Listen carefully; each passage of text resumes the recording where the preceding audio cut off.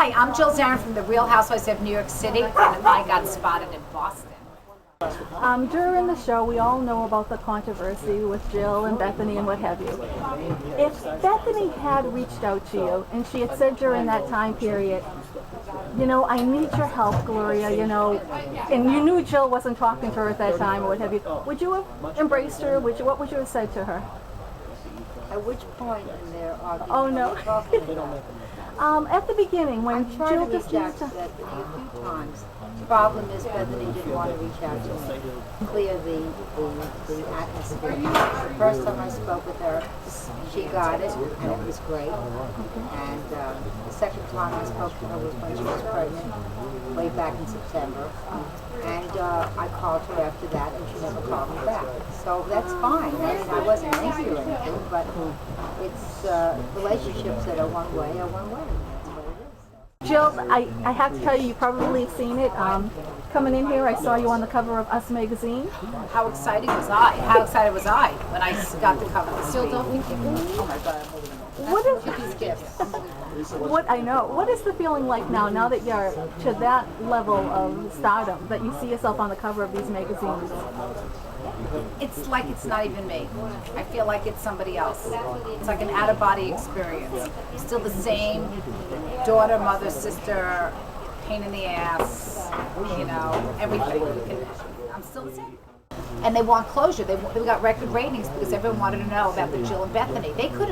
We could have closed that story 6 episodes ago, but they left it.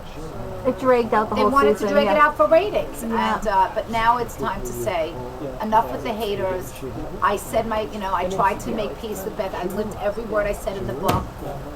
Forgive, forget, move on, the whole thing, and it's in God's hands. I watched the last show, and when you had that sit down with Bethenny at the end, and you said to her, and it was very touching. I felt bad for you, I really did. It was very, very touching. I felt bad for me. Yeah, it was very touching, and I don't know whether this was in the editing or what happened here, but you asked her, where do we go from here? Do you want to do this again or something?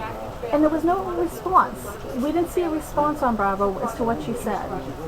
Did she respond, or was it just really the facial expressions that we saw? Facial expressions pretty much said it all. We gave each other a hug when we left. Yeah. I asked her if we could see each other again in January after the holidays. This was very close to the holidays we were leaving. And she said yes. And then I saw her at the wedding. And then you saw what happened at the wedding. And I really wanted to just lay our weapons down and go back. But I guess you can never really go back. There was so much damage done. And, she had her reasons. Yeah.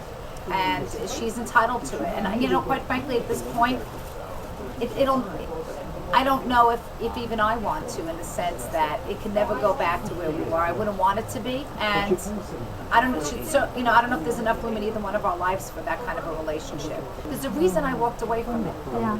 There's a reason, and people will never really know. But oh, you mean it wasn't actually on the show? Right. And you're not going to tell anybody what it was? No, it's too much. It's deep. It's nitty gritty. Okay. And I did say it. I said it at Ramona's house. Every single thing that was bothering me, and she answered every single thing, and she gave me a litany of things that bothered her about me. But the show didn't want to air any of that because it became tit for tat, tit for tat. It wasn't one thing. It wasn't just Bobby was sick. It was a litany of things. She didn't get to get a hobby from just.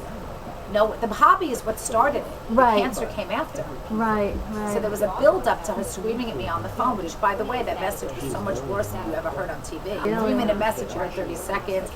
The lunch with Bethenny was an hour lunch. You saw it 4 minutes. Of course it was. What do you think? I came, I sat, I talked for 4 minutes and got up? No. We had a full meal. I had a hamburger. She had a salad. We had dessert. I mean...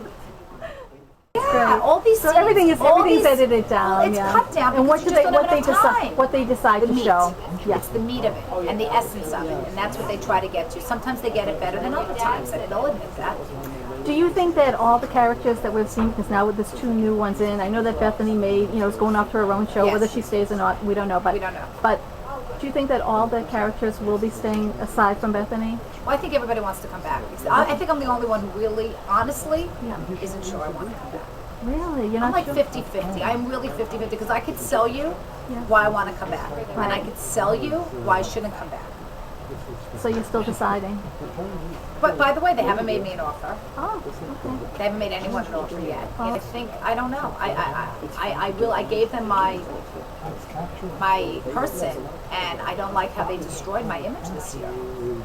You know, some people might say I destroyed myself. Certainly the words came out of my mouth. Right. Believe me, if I come back, I will be so careful about what I say. Would you even want to see me that way? Because I will so edit myself and behave myself that I'm not really going to be me.